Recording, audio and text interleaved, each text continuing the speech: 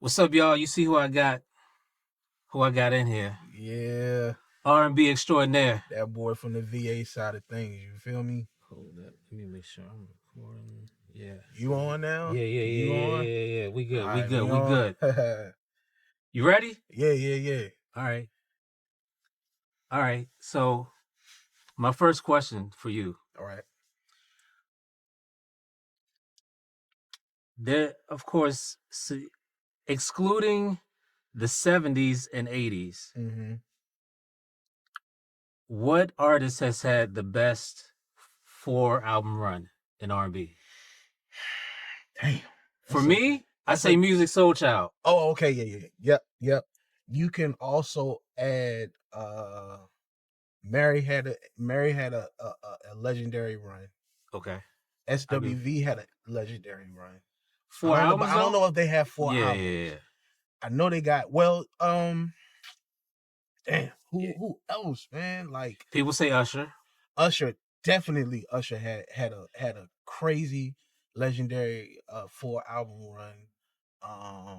And you know what? I totally disregarded his first album, but I went back And and listen listened to it. to it, Yeah. and he had stellar production on it. Oh yeah, JD and Jonta Austin and all them guys in So Def, they were his, Michael B. Cox, like all them guys, they were the ones that groomed him Right. into being the artist that you see now. But on the first album, he had Eddie F, Dave Hall. Like he had an all-star cast of. That's when he was rocking with Old Boy in New York. Oh boy. Oh boy. We if you know who Old Boy is, you know. If you know, you know.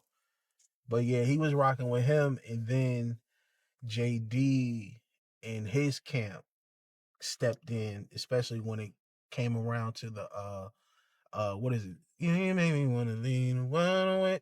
I think that's what set it off. Yeah, absolutely. That's what set off the superstardom. Then the 8701, and then you got My Way, you got Confessions. Dog. Like, man, like yeah. Some people say Confessions is a top 3 R&B project of all time.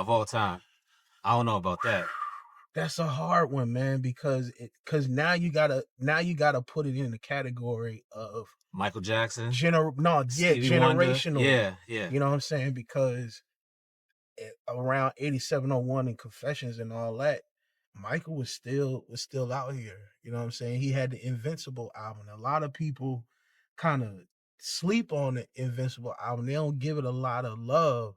But the Invincible album was really good, man. I'm one of those people. Oh man. Invincible was really good, bro.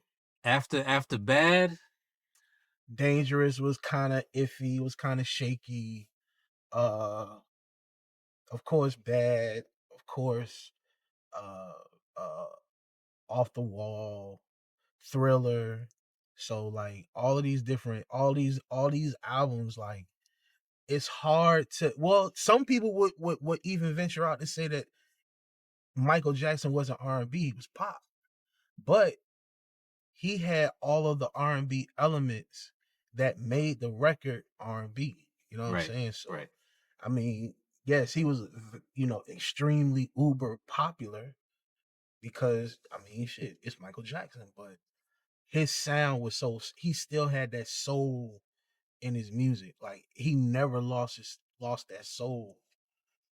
No matter what kind of record he was doing, he never lost the soul. So what's the last R&B album that you played with no skips? It's this new R&B girl out of New York, and her name is Malaya. She's so different, bro. Like it's like she has like this tomboy type of aesthetic, but she can kind of flip it and make it like real, like sexy, but her voice is like a trumpet. Like her, like she in her records are not long. Like they're like a minute, 2 minutes. But within them that 60 seconds in them 2 minutes, like she leaves you wanting more. So, listening to her project, Alice Isley, her EP was crazy. Who else? And really, I just been listening to my own stuff, just Okay. trying to get that, trying to find that vein to tap into. So I'm just, I've been doing a lot of different styles of music, and it's been good. Like we got records, but at the same time, it's like we gotta kind of go the opposite direction of everybody else. Are there any records that you have done that maybe after time you're just like, that's not a good record? Uh, it was one. I'm not gonna say any names. I'm not gonna put nobody out there, but it's one. Mm-hmm. But I mean, even if I go back and clean it up and re-record it, all of that, it would be a decent record. But it's definitely one. All artists have, a few records that they just like, would, that ain't really all that good. Right, And then you also got some records that you didn't think were, you know, meaning anything, and then you turn around and it's like the joint that you just can't stop playing. right, right. So it's like this the song meant one thing, and then after time, It means a it means whole nother thing. yeah, Yep, absolutely. That's the beautiful thing about art and being able to write your own songs, because the perspective, even though, no disrespect to those that can't write, because you got some dope singers that can't write, and you got some dope writers that can't sing. So it's always going to be a marriage in that capacity. But right, if you're able to sing and write your music, it just gives a different energy to it, because you're coming from a a natural place, because you singing about, your life, you're singing about your experiences. And that's been my journey through the music. I just been writing, my experiences, my fantasies, my ups, my downs, my ins, my outs. I just write about everything. is is that hard being married, writing about your Look, life? um Because your wife was like, why you gotta put that in the record? I funny thing, I just recently went through that. I did a record that was kind of, it made me pump the brakes on telling her about the record, because the record is about, you're in a relationship, but it's one of these women that, that you done caught a vibe with, and you trying to keep it copacetic, but Right. you feeling the energy, she feeling the energy. And it's called One Thing. And basically the chorus is, you're the one thing that I can't have. It's some of the verse is like, can I have my cake and eat it too? When I'm making love to her, I'm thinking about you. So it's like, you had. And here's the thing about it. I would have never wrote that shit. But I ain't gonna lie. here's the thing about it, man. Like, if we keep it a whole stat, a lot of us that's in relationships and marriages and all of that, we've dealt with those Absolutely, experiences. absolutely. We may not feel the most comfortable, having a conversation with our significant others about it, because I wasn't comfortable having a conversation about it. But I I ultimately had to have the conversation, because the one thing in my marriage and in my relationship is that we are soft places for each other to come and kind of be vulnerable, and just tell each other about the things that we're dealing with. So Right. it, of course, is not easy. But when you do communicate with your loved one, and they're understanding and they understand who you are, it makes it a lot more. It makes the load a little bit lighter. So we definitely had a conversation about that record. And the one thing that and it shocked the hell out of me, because she was like, "Oh, I really like that record." And she was like, "I know you're not crazy."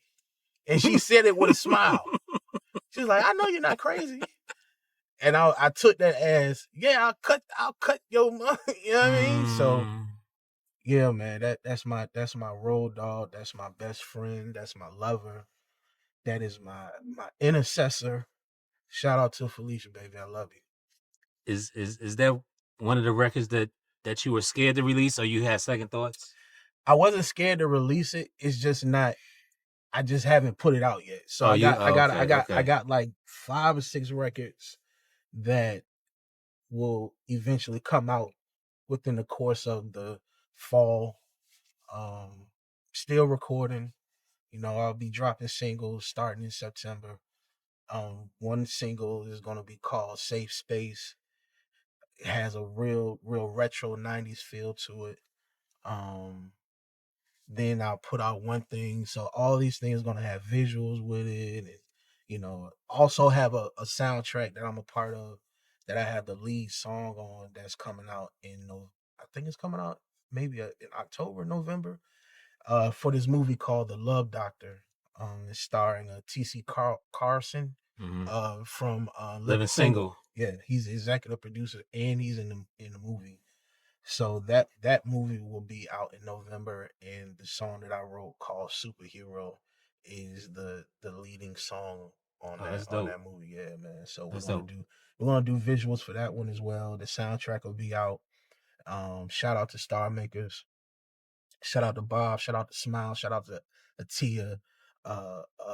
Damn, who else? I always do this, man. Boy, Jarmon. you gonna get killed in the Yeah, I know, comments. right? Sean B, man. Like, so yeah, like all my, I'm sorry, Alshon. All my folks, man. That helped on the project, on the soundtrack, and we knocked it out, man. We knocked that joint out in a week. I think we knocked it out in The a whole week. The soundtrack? whole soundtrack, yeah. Damn. I Is it had is it artists from different parts of the country or No, DMV artists? it's all artists that's a part. So back in I want to say March, I became a part of the Star Makers roster. So that is a production company that is out of the city. Um, and the one of the owners is Bob, that plays for Backyard Band, plays Okay. guitar for Backyard. And he's one of the owners. Smiles is one of the main producers.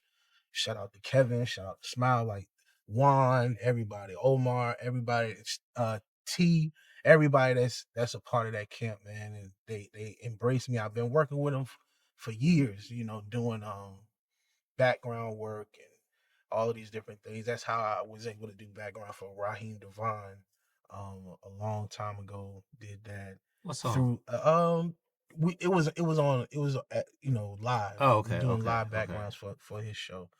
And just the years progressed, and here we are, man, and we just banging out some really great music at this That's time. dope. Yeah, man.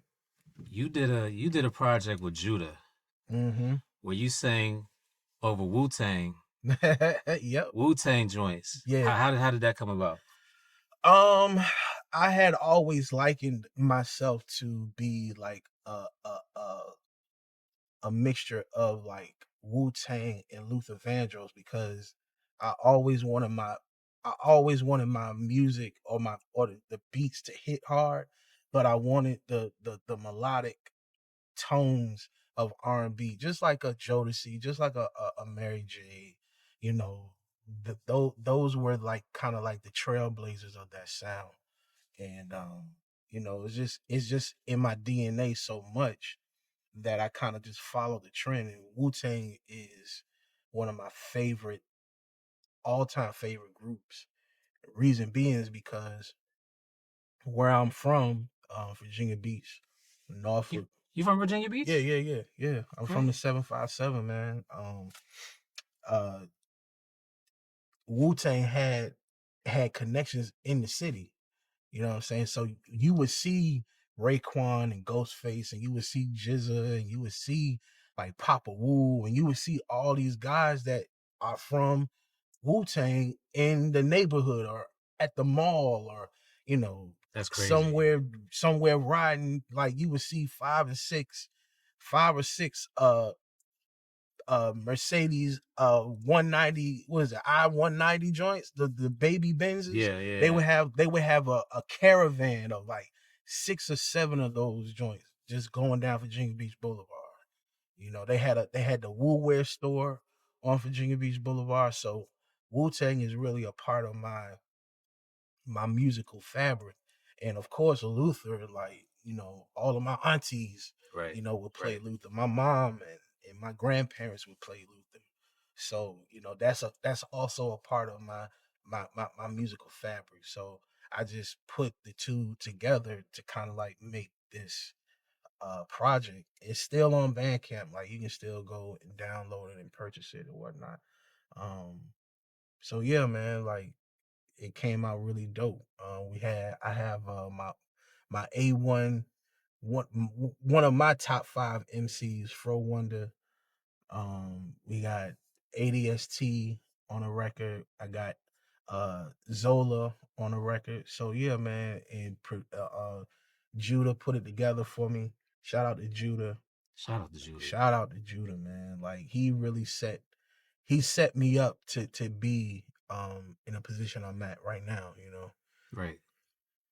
How Judah has not gotten recognition, or like Judah's fingerprints are on everything. Yeah. He is definitely a pioneer of the DMV music scene in the music community. But you know, Judah, at least from my observation of Judah, Judah is the type he don't need the fame. He makes quiet money. Right. Oh, I know. He makes I quiet know. money. So he's cool with, he's like, yeah, I don't, you know, if you don't know who I am, it's cool. But them checks be running it back. Right, You know what right, I'm right, saying? right. So, you know, Judah has made impact on a lot of people's lives, man. And he was one of the guys that, you know, I was watching from afar and would hear about and wanted to work with, but it wasn't until I met ADST was, you know, was the time where our paths finally crossed. And we came out with some really dope music, man. 7 p.m., round and round, one woman, and we still got records in the tuck, man, that we haven't even put out. Mm. Yep. What do you feel about today's blue-eyed soul? Is that still a thing? Uh, I think so, with Justin Timberlake and Nah. nah. Nah. I It's a difference between other cultures that honor and respect the craft and the art and respect those that are architects of the art. And then you got those that use the art to, you know, parlay into other things that are outside of that culture. So Justin Timberlake to me is one of those guys. He used the R&B. Now don't get me wrong, he can sing his ass off. I just don't know, and this is just my observation. I could be dead ass wrong. From my observation, I don't know if his I don't know if he really was really rocking with it like that. I mean, it was easy for him to do, you know. But he's a pop kid. He's a kid from Tennessee. You know, do country, he can do pop. And you know, us as black people, we're so inviting, you know, we'll let any mediocre, you know, person outside the culture come in if they can if they can hum a little tune, you know. But You think he's mediocre? I think a lot of those people that are outside the culture are mediocre, but because they can hit a couple of runs, we're like, oh, it's Blue Eye Soul. No, to me, it's not. Because it's different. It's, you know, we're used to seeing black people that can sing. Yeah, We're not used to seeing white people who are halfway decent. right. But the best white person that sings R&B is the black person's worse. You understand what I'm saying? Yes. Like we like. I just wish that we understood the power that we have Right. and the gift that we have and the spirit that we have, because we really are the blood, sweat, and tears of hip hop, jazz, country, blues, gospel, rock. Like Hold up. we are the You got a red light, right? yeah. My man, Yeah, yo, man, listen, don't care. DC is a You was talking, different. and I was like, yo, Yeah, yeah. DC is a different place when it comes to y'all motherfuckers, man. God damn, like y'all don't and he care. parked. He just went through the green light, through Just the the red light part. to park, Yeah, yeah. bro. But yeah, man, like I really wish that we would vet a lot more of vet these people that are coming and saying that they are for the culture and they sing R&B, because you'll end up endorsing some white kid that sound real good, but he using the hard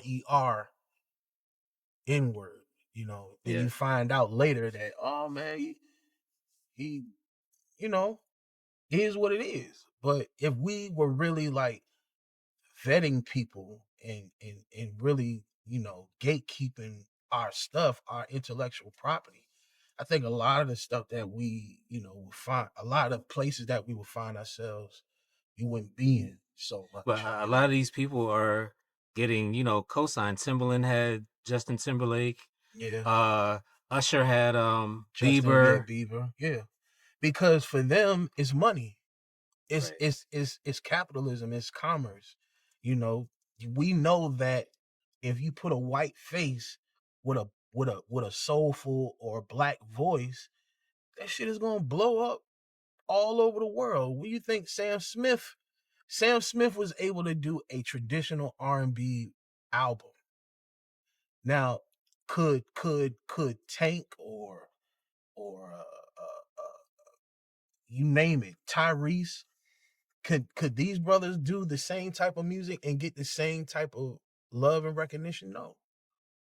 We know that. Like, that is a given. That is not a surprise.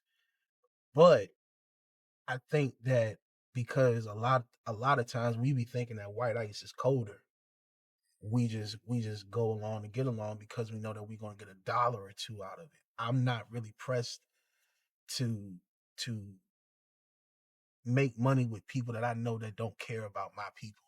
Mm. So I'd rather do a chitlin circuit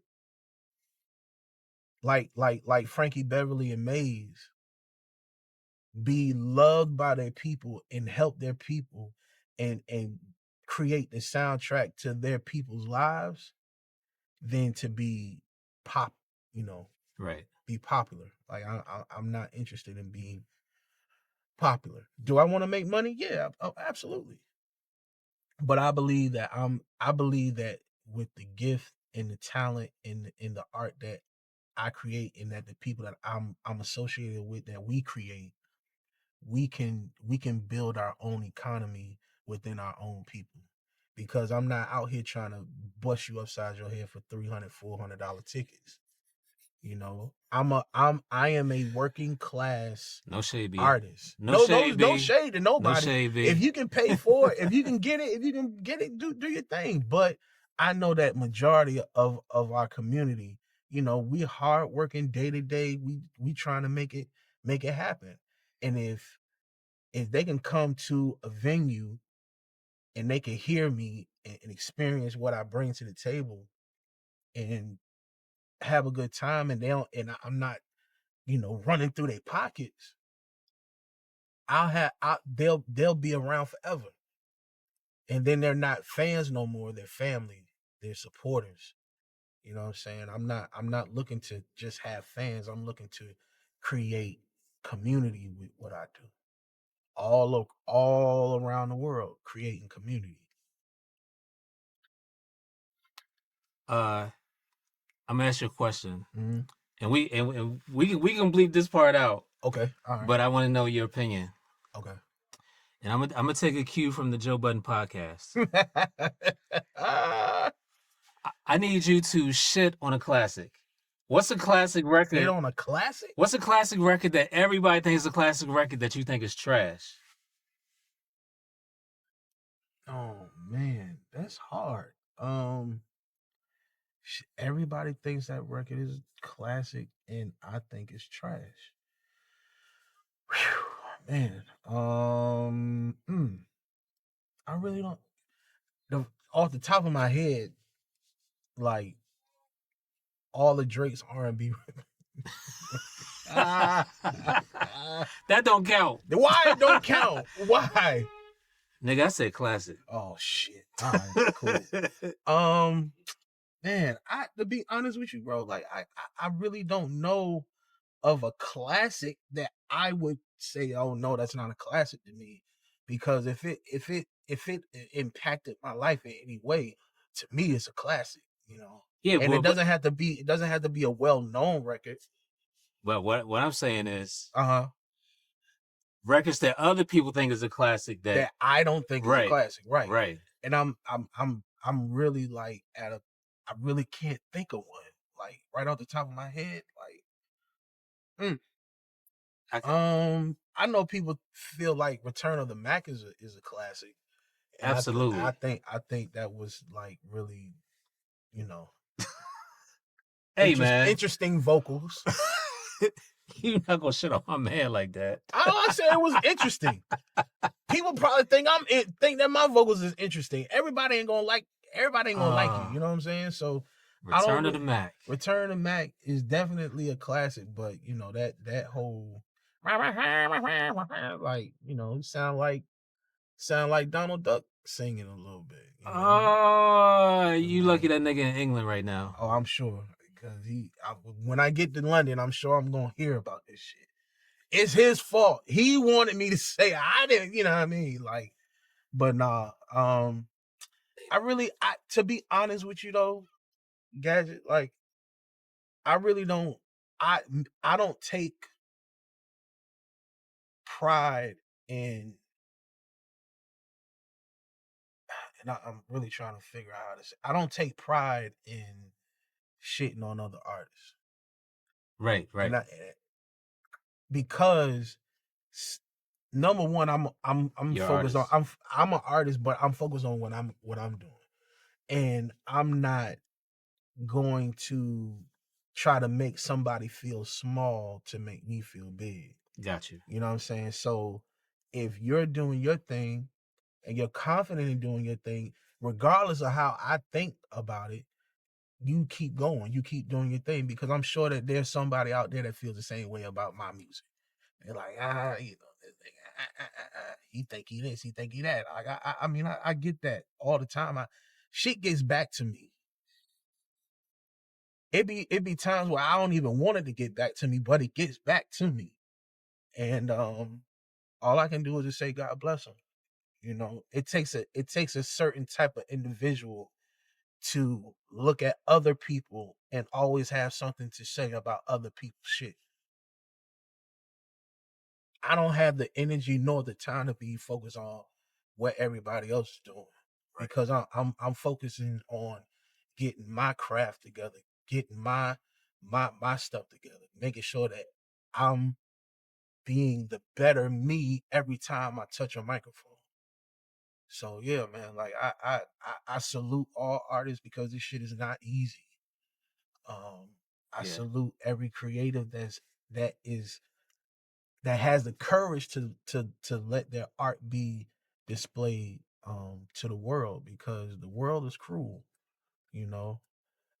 Luckily for me, you know, I've been fortunate enough to make some really dope shit. And ain't nobody been, killing me Right. online about. So Hey, Mark Morrison, when this nigga come to the UK, give him a pass. all I'm gonna say is, sir, the question, came from left field. You know how the internet do. The internet be internet. That's everybody's excuse. The internet, man, they be making shit up. Nah, nigga, you said that shit. That, you know what? The singing wasn't, the best, but that was a good record. It was definitely a good record. It was a good record that has lasted the test of time. Absolutely. And you can sing it now, and the party gonna go up. Yeah. Party is see. Look at this. Look at this. See, look at bro. DC, What is you bro. doing? What the fuck are y'all doing, bro? Y'all dangerous, man. And these y'all be dangerous on these narrow ass streets. And then we got the scooter guy right here. Oh, listen, you would have. I'm sometimes when I come into this city, I think I'm in Bogota, Colombia. Like, where the fuck are these scooters come from? They be zoom, zoom, zoom. Right. Set all them damn scooters on fire. Man. But nah, man. Like, I'm just glad to be alive and glad to be able to do the things that I love to do, which is singing and bringing joy to people's lives with my ability. Okay. Who are some classic R&B producers that you wouldn't mind working with?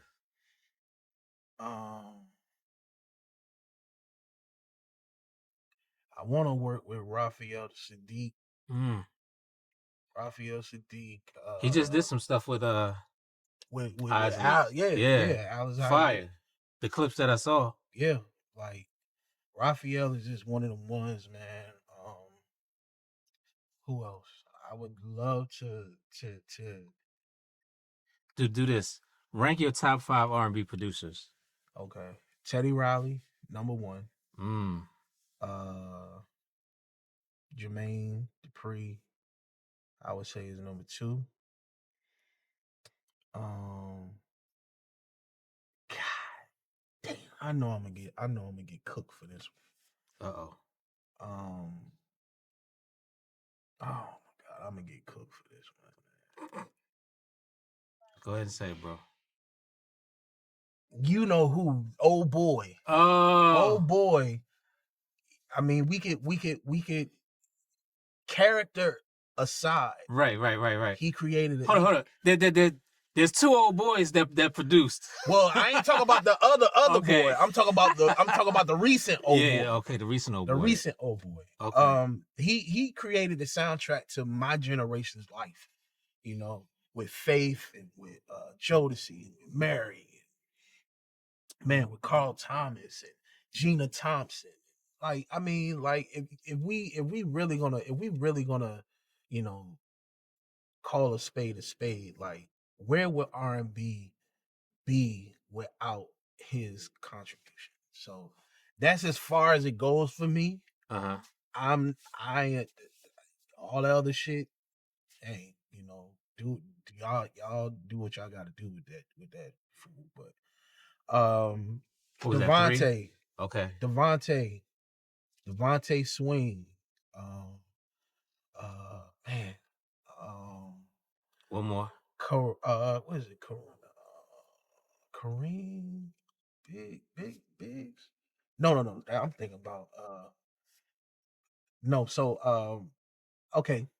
Dallas Austin. Okay. Dallas Austin. I mean, I'm missing a Dark Child. L.A. Babyface. Brian Michael Cox. And man, like, it's cannot overstate James Fauntleroy.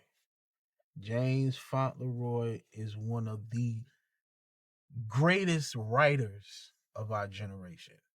I mean, from Beyonce, Rihanna, any top tier artist from pop wrote Bruno Mars stuff. Mm-hmm. Uh, James Fauntleroy, man, is one of them ones for me. Uh, 1500 or nothing. Guys out of LA. Dope. Dope production team. It's so many, man. It's really so many producers to do a top five is almost it's almost like doing a Disservice. disservice, man, because it's just so many great R&B producers, man. So, but yeah, shout out to the top five. I know my top five was probably some shit, but yeah, man. Um, the old boy camp, the old boy R&B versus Jermaine Dupri's camp. Jermaine is gonna wash him. What? Jermaine is going to wash him. Name a So Def R&B record that's better than the Mary album. All of Mariah Carey stuff. Man, Like what? if we really Hold on, gonna hold on. What Mariah Carey album is better than a Mary J. Blige album? uh Mimi, yeah, I mean you got the Emancipation of Mimi, you got Honey, um like those records are classic, man. And then think about he all of did the those? think about jagged edge and Escape and all of the other Usher. Like, What? come on, like, And when I'm thinking of all the remixes too, not just people uh-huh. on Bad Boy. What remix at that time was topping Sleeping in My Bed with JD and Brat rapping on the record? Gina Thompson. What? Nah. The things you do. Then come on. Let's Get Married remix? Let's get married remix can be eclipsed by nah, you know what? You might be right cuz I'm when I consider One More Chance an R&B record. You do? I do. Okay. I mean, I get the It's logic. I get the logic on it. it's an Yeah. R&B vein. I get the logic about it. Yeah.